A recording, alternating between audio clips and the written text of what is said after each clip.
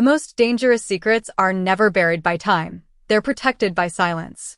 The crystal chandeliers of the Whitmore Legacy Gala scattered golden light across the marble ballroom as New York's elite raised champagne glasses beneath ceilings painted with old-money grandeur.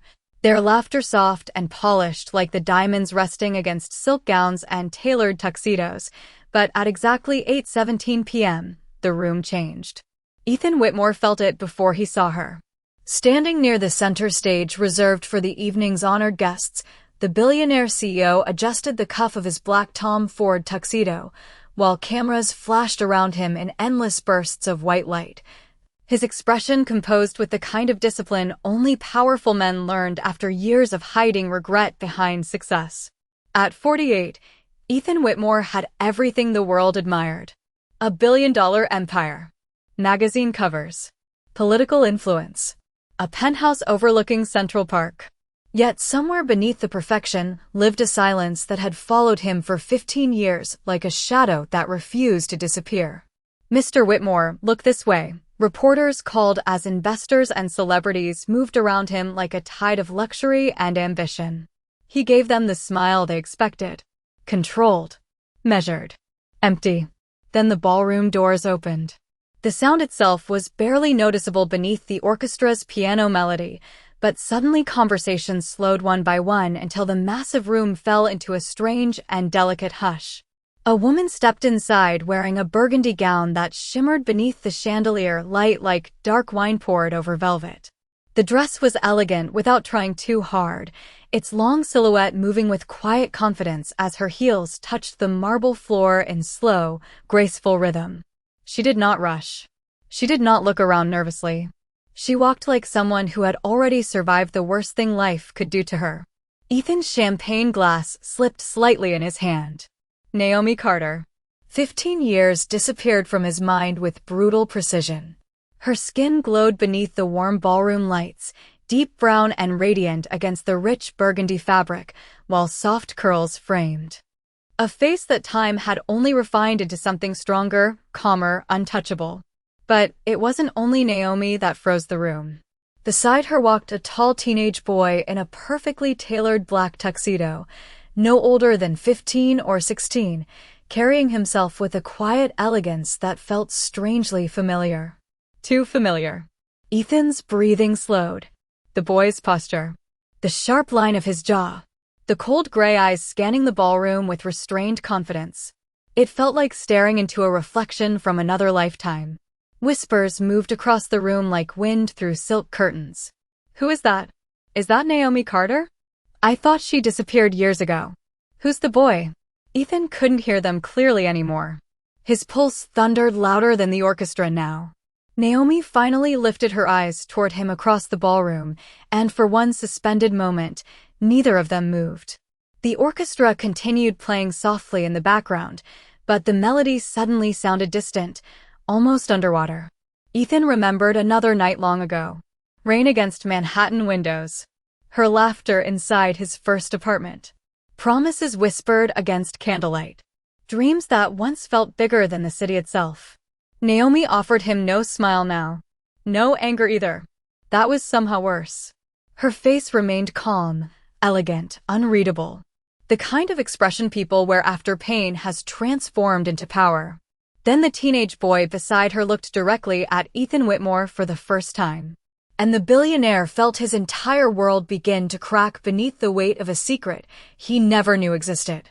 The silence inside the ballroom stretched so long that even the photographers lowered their cameras, uncertain whether they were witnessing the beginning of a scandal or the end of one. Ethan Whitmore could not pull his eyes away from the boy standing beside Naomi Carter. Every instinct inside him whispered the same impossible thought, yet his mind rejected it before the idea could fully form. It was not possible. 15 years ago, Naomi had vanished from New York without explanation, leaving behind nothing except unanswered calls, an empty apartment, and a grief Ethan had buried beneath. Decades of work and carefully polished success. And yet the teenager standing beneath the chandeliers looked so painfully familiar that Ethan felt something cold move through his chest. The boy met his stare without intimidation. Calm. Intelligent. controlled. There was no uncertainty in him, no awkwardness beneath the attention of Manhattan's most powerful families. He carried himself like someone born into rooms exactly like this one. Naomi finally broke the silence first. "Good evening, Ethan." Her voice was smooth and composed, carrying softly across the ballroom like velvet over steel. Hearing his name on her lips after 15 years nearly unraveled him. Ethan swallowed carefully before answering. "Naomi." It was astonishing how one word could still contain so much history. Around them, whispers intensified beneath the orchestra's fading piano notes. Investors leaned closer together. Society wives exchanged sharp glances over champagne glasses. Ethan's mother, Eleanor Whitmore, stood frozen near the center staircase, one elegant hand tightening around her diamond necklace as the color slowly drained from her face. Naomi noticed it immediately. Of course she did. She noticed everything. "It has been a long time," Ethan managed quietly. 15 years, Naomi replied. Though some things still look exactly the same. Her eyes drifted briefly toward the towering gold crest of Whitmore Industries hanging above the ballroom stage. The empire had grown larger, colder, more untouchable. But the loneliness inside Ethan Whitmore remained exactly where she had left it. Before Ethan could speak again, the teenage boy beside Naomi extended his hand with calm confidence. "Isaiah Carter," he said politely. "It is an honor to meet you, Mr. Whitmore." Ethan stared at the boy's hand for half a second too long before shaking it. The moment their hands touched, another strange wave of recognition hit him. Isaiah's grip mirrored his own. Firm. Controlled. Almost identical. Ethan released it quickly, unsettled by how deeply the resemblance disturbed him. "You play piano?" Ethan asked, searching for anything steady enough to anchor the conversation. Isaiah nodded slightly. "I was invited to perform tonight for the Whitmore Foundation Scholarship Program." Ethan blinked in surprise. Of course. The final performance slot. The mysterious young musician the board had insisted on featuring after national media attention surrounding his Carnegie Hall debut. Ethan had seen the articles weeks ago but never bothered to study the photographs closely. God. Naomi glanced toward the grand piano positioned beneath the ballroom lights. "Isaiah earned his invitation," she said calmly. "He works very hard." There was no bitterness in her voice. No attempt to impress anyone. Somehow that hurt Ethan more than anger ever could. Across the ballroom, Eleanor Whitmore suddenly stepped forward, her silver gown catching the light like shattered ice. "Naomi," she said carefully, her tone elegant but strained. "I did not realize you would be attending tonight." Naomi turned toward her with quiet grace. "Neither did I," she answered softly. "Life can be surprising that way." Eleanor's eyes moved toward Isaiah, and for the first time, fear appeared beneath the older woman's polished expression. Real fear. Ethan noticed it instantly. His pulse slowed. Something was wrong. Deeply wrong. Then Isaiah reached into the inside pocket of his tuxedo jacket and carefully removed a folded photograph worn slightly at the edges with age. "My mother said this gala was built to celebrate legacy," he said quietly. "I thought perhaps this belonged here tonight too." Ethan took the photograph from the boy's hand, and the moment he saw the image, the blood drained from his face. It was a photograph of him and Naomi standing together beneath the Manhattan skyline 15 years ago, both laughing in the rain outside his first apartment. And written across the bottom in Naomi's delicate handwriting were 4 words that made Ethan's world stop turning. "The night before forever changed." The photograph trembled slightly in Ethan Whitmore's hand as the noise of the ballroom faded into a dull echo around him. Rain streaked across the image in silver lines, freezing a younger version of himself beside Naomi Carter beneath the glowing Manhattan skyline. He remembered that night with terrifying clarity now. The cheap umbrella they had shared. Naomi laughing when the wind nearly pulled it away. The tiny apartment downtown where they had eaten Chinese takeout on the floor because he could not yet afford furniture. Back then, before private jets and boardrooms and billion-dollar mergers, Ethan Whitmore had simply been a man in love with a woman who made the entire world feel warmer. His thumb brushed the handwritten words again. "The night before forever changed." A strange heaviness settled in his chest. "Where did you get this?" Ethan asked quietly, unable to look away from the photograph. Isaiah answered calmly. "My mother kept it in a box with old letters." Naomi's expression did not move, but Ethan noticed the slight tightening in her fingers around her evening clutch. A small gesture, barely visible, yet somehow it revealed more pain than tears ever could. Across the ballroom, Eleanor Whitmore stepped forward carefully, her voice low enough to avoid the growing attention surrounding them. "This is not the place for personal matters." Naomi finally looked directly at her. "No," she replied softly. 15 years ago would have been the place for personal matters. Ethan glanced sharply toward his mother. Something inside him was beginning to connect in fragments too dangerous to fully understand. He remembered the weeks before Naomi disappeared. The endless pressure from his family. The meetings. The threats disguised as advice. Whitmore Industries had been fragile then, balanced on the edge of collapse after his father's sudden death. Investors wanted stability, legacy, respectability. And Naomi Carter, a brilliant black scholarship student from Chicago's South Side, had never fit the image his family wanted standing beside the future CEO of the Whitmore empire. "You are too emotional to lead this company," Eleanor had once warned him coldly. "Love does not survive inside this world, Ethan. Reputation does." At 23, Ethan had hated her for saying it. At 48, he hated himself more for listening. "The performance will begin shortly," a board member announced awkwardly from near the stage, trying to dissolve the uncomfortable tension swallowing the ballroom. Isaiah nodded politely. "Excuse me."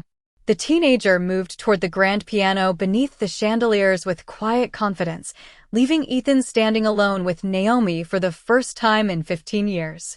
For several seconds, neither spoke.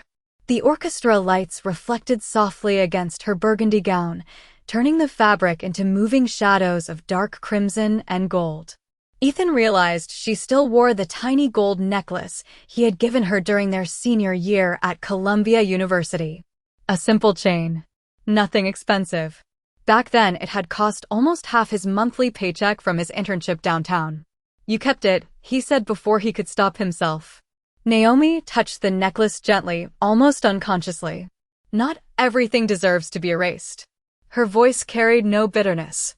That somehow hurt him more deeply than anger ever could. Ethan looked at her carefully now, truly looking for the first time all evening. There were small changes time had written softly into her face. Greater calm. Greater strength. The softness of youth had become something sharper and infinitely more elegant. But her eyes remained exactly the same. Deep brown with that quiet intelligence that once made him believe he could become a better man simply by standing beside her. "Why did you disappear?" he finally asked, his voice barely above a whisper. Naomi looked toward the piano where Isaiah adjusted the bench beneath the golden lights. "Because staying would have destroyed me." Ethan's chest tightened painfully. "Naomi." She turned toward him fully then, her expression composed but distant, like someone remembering a storm she survived long ago. "You chose your empire, Ethan," she said quietly. "I chose peace." Before he could answer, the ballroom lights dimmed softly. Isaiah Carter placed his fingers against the piano keys, and the first delicate notes of Clair de Lune floated through the massive ballroom like a memory too beautiful to survive time. Ethan closed his eyes for one devastating second, because suddenly he understood why the melody sounded familiar. Naomi used to play the exact same piece on rainy nights while he fell asleep beside her. The melody drifted through the ballroom like falling snow, soft and haunting beneath the glow of crystal chandeliers, and for the first time in years Ethan Whitmore forgot about cameras, investors, and the empire built around his name.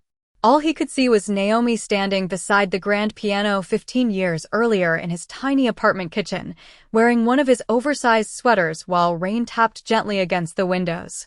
She used to close her eyes whenever she played Clair de Lune, losing herself inside the music as though it carried her somewhere safer than the world outside.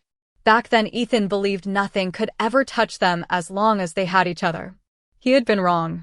Isaiah's fingers moved across the piano keys with impossible precision for someone so young, each note steady and elegant, Yet it was not simply talent that unsettled Ethan now.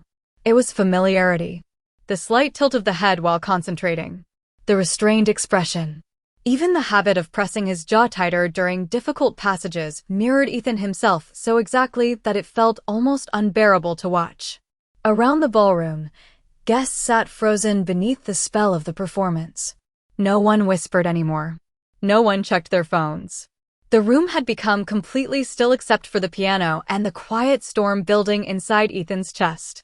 Naomi remained near the edge of the ballroom floor, one hand resting lightly against her evening clutch, while golden light brushed softly across her burgundy gown. She watched Isaiah with calm pride, though Ethan noticed something deeper hidden beneath her composure. Protection.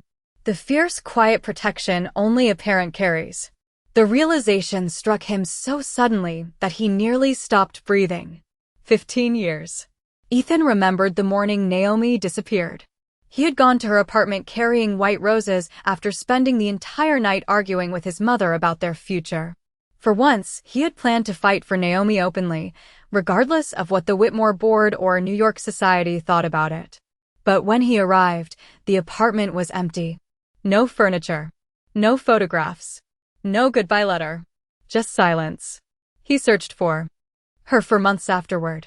Private investigators. Old classmates. Mutual friends. Nothing. It was as though Naomi Carter had vanished from the world completely. Eventually, his mother convinced him Naomi had left because she realized their relationship could never survive the pressure surrounding Whitmore Industries. Ethan buried himself inside work after that. Success became anesthesia. Years passed. Then more years. Yet some nights, he still reached across empty sheets half asleep expecting to find her beside him. The final piano note faded slowly into the ballroom air, followed by several seconds of stunned silence before the audience erupted into applause so loud the chandeliers seemed to tremble above them. Isaiah rose gracefully from the piano bench and gave a modest nod toward the crowd. Cameras flashed wildly now. Society columnists whispered excitedly. Ethan barely heard any of it. His eyes remained fixed on Naomi. "He is extraordinary," Ethan said quietly as he approached her again. Naomi's expression softened slightly while watching Isaiah accept congratulations near the stage. "He worked very hard for everything he has." Ethan hesitated before asking the question burning inside him. "Did you raise him alone?" Naomi finally looked at him directly. There it was again. That unbearable calmness. "Yes."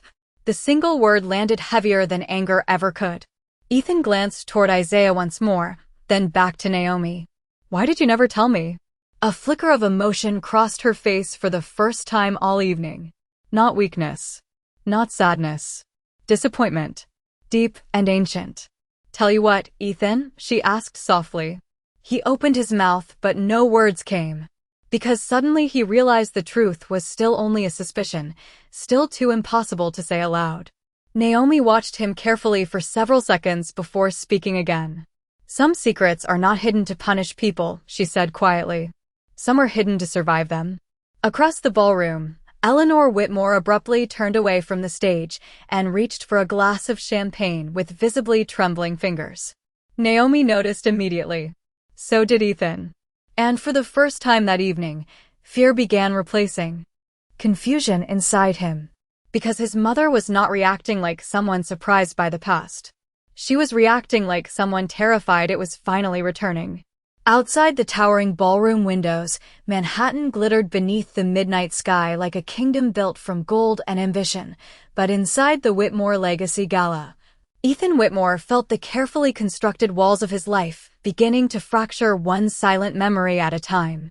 He watched Naomi Carter standing beneath the chandelier light while guests surrounded Isaiah with admiration near the grand piano, and suddenly the distance between the present and 15 years ago no longer felt large enough to protect him from regret. "You knew," Ethan said quietly without taking his eyes off his mother. Eleanor Whitmore steadied her champagne glass before answering, her voice controlled with the precision of someone who had spent decades mastering appearances. "Ethan, this is not the time." "Did you know?" he repeated, sharper now. Naomi remained silent beside them, though Ethan noticed the subtle exhaustion crossing her expression, as if she had carried this moment inside her for too many years to count. Eleanor finally lowered the glass onto a silver tray. "I knew Naomi was pregnant," she admitted softly. The ballroom noise seemed to disappear entirely. Ethan stared at her as though he no longer recognized the woman standing before him. "What?" Eleanor glanced toward Isaiah carefully before speaking again. "I met Naomi the morning after your engagement announcement was published." Ethan's chest tightened instantly. The engagement. God. He remembered it now with sickening clarity. 15 years earlier, Whitmore Industries had been collapsing under debt after his father's death, and the board demanded stability before investors pulled out completely. Eleanor arranged a public engagement between Ethan and Charlotte Kensington, daughter of one of the most politically connected families in New York. Ethan had agreed after weeks of pressure, believing he could somehow explain everything to Naomi afterward. But by the time he reached her apartment the next day, she was already gone. Naomi looked toward the ballroom windows, her reflection faint beneath the city lights. "Your mother offered me a choice," she said quietly. Ethan's pulse slowed. "What choice?" Eleanor closed her eyes briefly before answering herself. "I told her if she truly loved you, she would leave before your relationship destroyed your future." Ethan stepped back slightly as though the words physically struck him. "Destroyed my future?" Eleanor's voice trembled for the first time all evening. "You were 23 years old, Ethan. The company was dying. Investors were threatening lawsuits. Your father had just been buried. You were emotional, reckless, completely blinded by love. So you paid her to disappear?" Ethan asked coldly. Naomi answered before Eleanor could speak. "No." Ethan turned toward her. Naomi's face remained calm, but her eyes carried the weight of old winters. "I never took $1 from your family." Eleanor swallowed hard beneath the chandeliers. "She refused the money." Ethan looked between them, confusion and shame twisting together inside him. "Then why did you leave?" Naomi took a slow breath. "Because your mother was right about one thing." Her voice softened almost painfully. "Your world would never have forgiven me for existing inside it." Ethan opened his mouth to argue, but the truth stopped him. Back then he had not fought hard enough.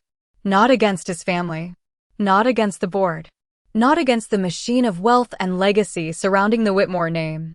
He had chosen silence, believing he could fix everything later. Later had become 15 years. "I found out about the pregnancy after I left New York," Naomi continued quietly. "By then your engagement was already everywhere. Every magazine. Every business channel. Every headline." Ethan remembered those headlines now. "America's Golden Billionaire Couple. The Future of Whitmore Industries." Photographs of him beside Charlotte Kensington smiling beneath camera flashes while Naomi carried his child alone somewhere far from Manhattan.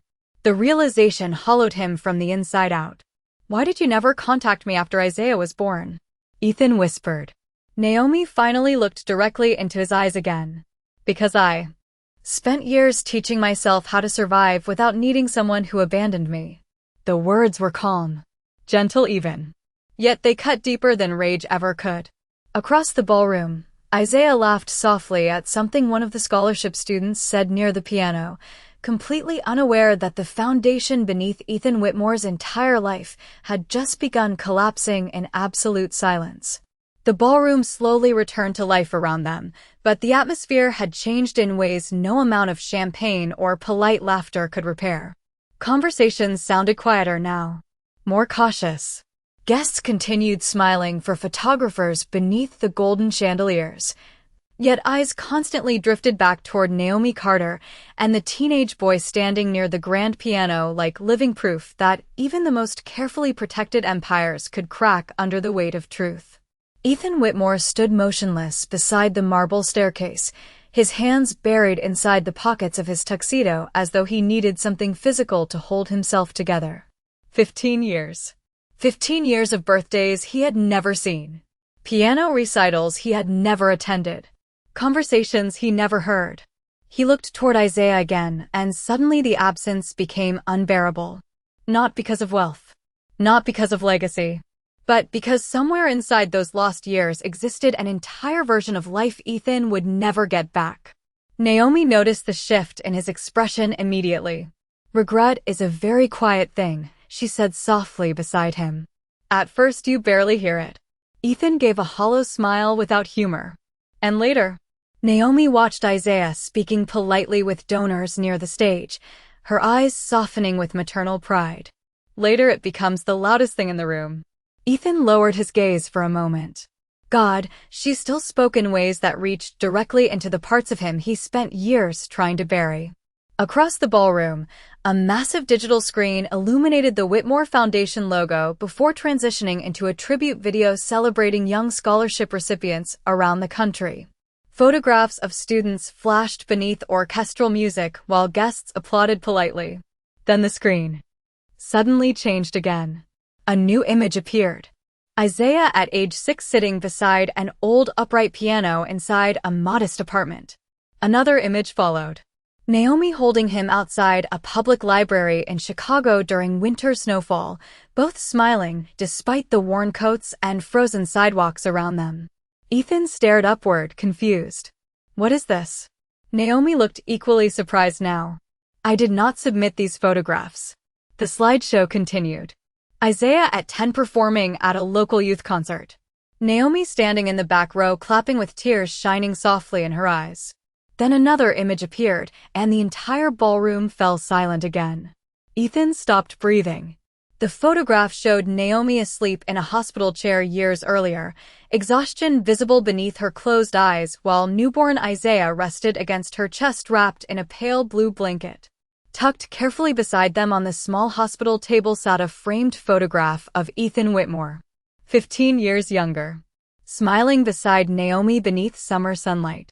Eleanor Whitmore's champagne glass slipped from her hand and shattered against the marble floor. The sound echoed violently through the ballroom. Every head turned toward her.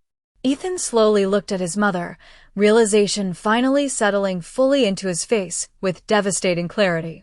Naomi had never erased him from Isaiah's life. She had carried him silently through all of it.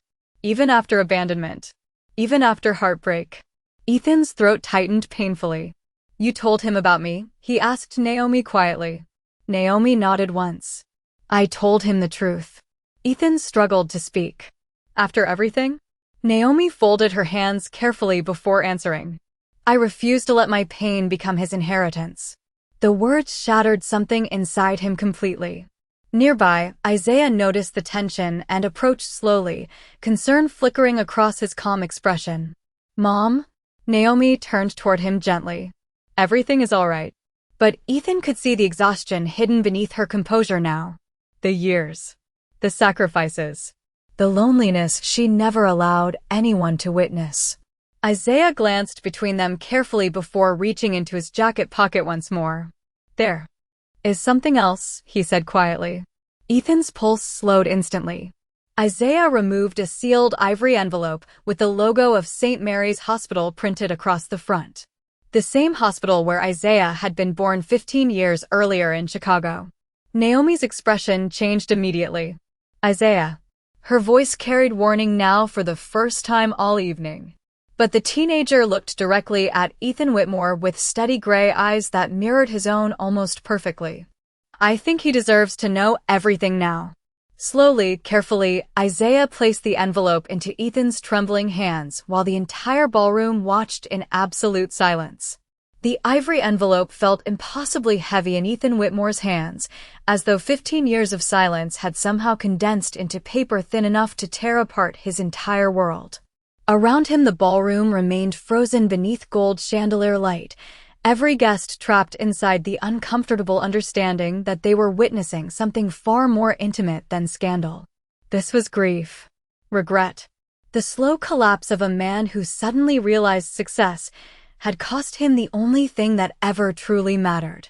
Ethan stared down at the St. Mary's Hospital seal while his pulse echoed loudly inside his ears. Naomi's posture stiffened beside Isaiah, and for the first time that evening uncertainty crossed her face. "Isaiah," she said quietly, "we talked about this." The teenager met her gaze gently. "I know." His voice carried maturity far beyond his age. But secrets are exhausting, Mom. Naomi looked away for a brief second, and Ethan saw it then. The fatigue of a woman who had spent half her life carrying burdens in silence simply because she had no other choice. Ethan carefully opened the envelope. Inside rested several folded documents and one smaller photograph. His fingers trembled slightly as he unfolded the first page. Hospital records. Birth certificate. Ethan Whitmore Carter. The ballroom disappeared around him. He read the name again. Then again. Ethan Whitmore Carter. His knees nearly gave out beneath him. Across the room someone gasped softly, but Ethan barely heard it. His eyes moved lower across the document, until they reached the line marked father. The space was blank. Completely empty. Ethan closed his eyes for one painful second. Naomi had never asked for child support. Never contacted tabloids. Never tried to leverage his name for status or wealth. She simply disappeared and raised their son alone while Ethan built skyscrapers and gave interviews about leadership and legacy to magazines that knew nothing about the ruins hidden beneath his polished life. Slowly, Ethan unfolded the smaller photograph tucked beneath the documents. It showed newborn Isaiah asleep against Naomi's shoulder inside the dim hospital room, while Naomi looked down at him with exhausted wonder in her eyes. But what shattered Ethan completely was the object resting beside the hospital bed. His old Columbia University sweatshirt folded carefully beneath the baby blanket. Naomi had kept it all those years. A broken sound escaped his throat before he could stop it. Nearby guests turned away awkwardly, pretending not to notice the billionaire whose composure was unraveling beneath crystal chandeliers. Ethan Whitmore had appeared on the covers of Forbes and Fortune for over 2 decades. He had negotiated billion-dollar deals without blinking. Yet now he stood trembling because a woman he failed to protect once loved him enough to preserve pieces of him even after he destroyed her heart. "I searched for you," Ethan whispered hoarsely without looking up. Naomi's expression softened with quiet sadness. "I know." Ethan finally lifted his eyes toward her. "You knew?" Naomi nodded faintly. "You hired investigators. You contacted Columbia Alumni Records. You even went to Chicago once." Ethan stared at her in shock. "Then why did you stay hidden?" Naomi folded her hands together carefully. "Because every time I almost came back, I remembered the look on your face standing beside Charlotte Kensington in those newspapers." Ethan felt physically sick hearing the name. Charlotte. The marriage lasted less than 3 years before collapsing beneath cold ambition and mutual resentment. There had never been love there. Only obligation. Appearances. Survival. Everything Naomi warned him success without love would become. Isaiah stepped closer then, his expression calm despite the tension surrounding them. "Mom never hated you," he said quietly. Ethan looked toward him slowly. "How can you possibly know that?" Isaiah gave the smallest smile. "Because she made me learn your favorite piano composer before I was old enough to reach the pedals." Ethan's breath caught painfully. Debussy. Naomi used to say music revealed the parts of people words could not reach. Isaiah glanced toward the grand piano beneath the ballroom lights before looking back at Ethan again. "Every birthday she told me stories about a man who loved rainy nights, cheap Chinese takeout, and impossible dreams." Ethan covered his mouth briefly as emotion finally cracked through years of carefully controlled silence. Naomi looked away toward the Manhattan skyline beyond the ballroom windows, her eyes shining softly now beneath the city lights. "I wanted him to grow up with love in his heart," she whispered. "Not abandonment."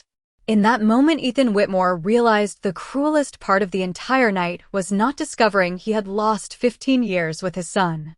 It was discovering Naomi Carter had spent those same 15 years protecting Isaiah from becoming the kind of man Ethan himself had once been. The ballroom no longer felt like a celebration. The crystal chandeliers still glowed above polished marble floors, servers still carried silver trays filled with untouched champagne, and the orchestra still played softly near the stage, yet everything beneath the golden elegance had changed. The Whitmore Legacy Gala had become something else entirely. A reckoning wrapped in silk and candlelight.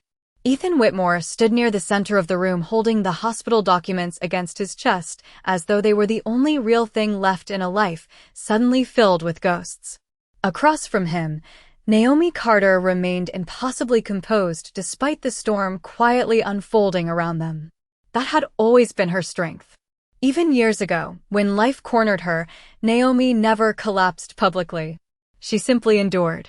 Ethan remembered long nights during college when she worked double shifts at a bookstore before attending morning classes at Columbia, surviving on coffee and determination while still finding energy to encourage everyone around her.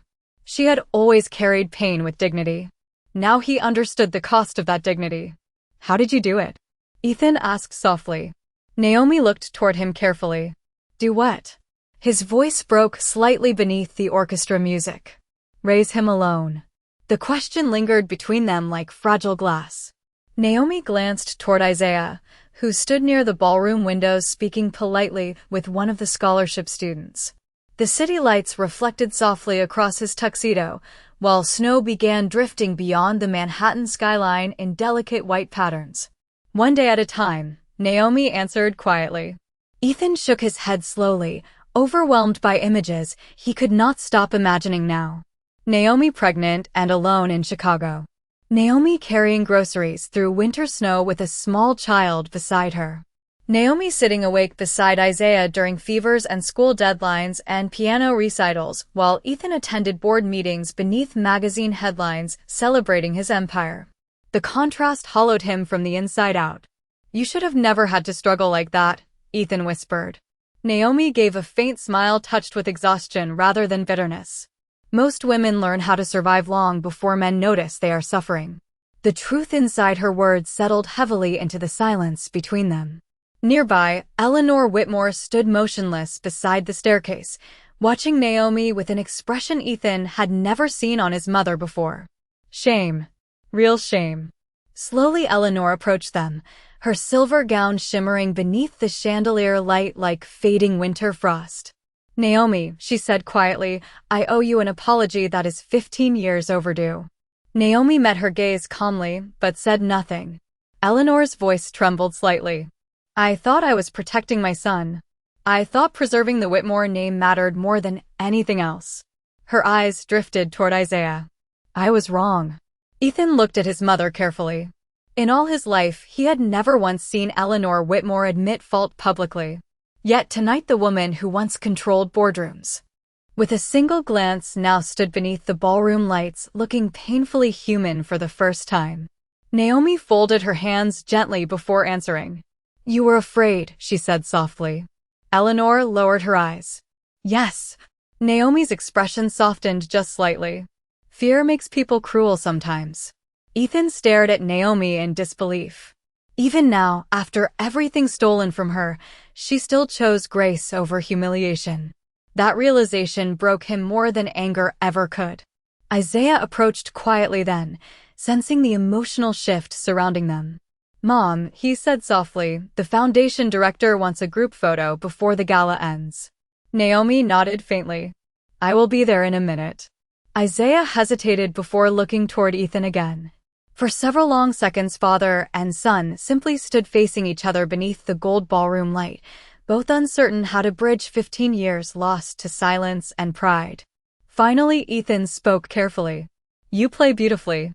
Isaiah offered a small polite smile. "My mother taught me discipline." Music came after that. Ethan almost laughed through the ache in his chest because that sounded exactly like Naomi. Quiet strength first. Everything else second. Isaiah glanced toward Naomi warmly before speaking again. She used to work overnight shifts at a hospital cafeteria while studying for her nonprofit law degree. Ethan closed his eyes briefly. Every sentence felt like another missing chapter of a life he should have shared with them. Isaiah's voice softened. "She never complained once." Ethan looked at Naomi standing beneath the chandeliers in her burgundy gown, elegant and composed, while the entire city finally witnessed the truth of who she really was. Not a forgotten woman from his past. Not a mistake hidden behind corporate legacy. Naomi Carter had become something far greater than any Whitmore headline could ever contain. She had become proof that dignity survives even the deepest betrayal.